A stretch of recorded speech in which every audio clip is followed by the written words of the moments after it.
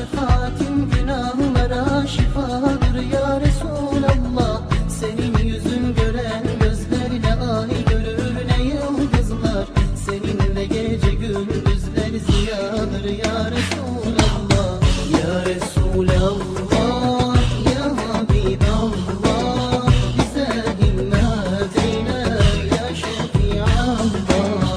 Ya Resulallah, ya Habiballah, bize himmet eyle ya Nebiyallah.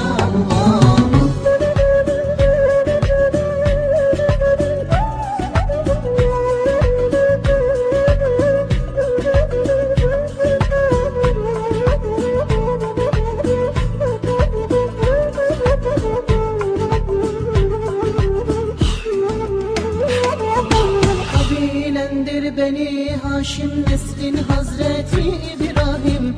Seni sevmez ise her kim perişan ya Resulallah. Senin yüzün gören gözlerine ay görür ne yıldızlar. Seninle gece gündüzler ziyadır ya Resulallah.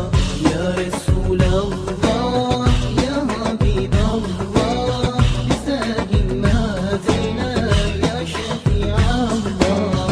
Ya Resulallah, ya Habiballah, bize himmet eyle ya Nebiyallah.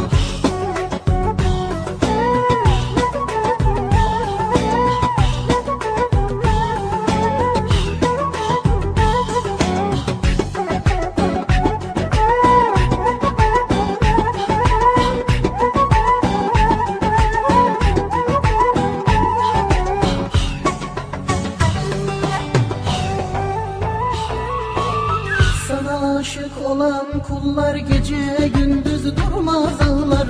Uğruna mal ile canlar fedadır ya Resulallah. Senin yüzün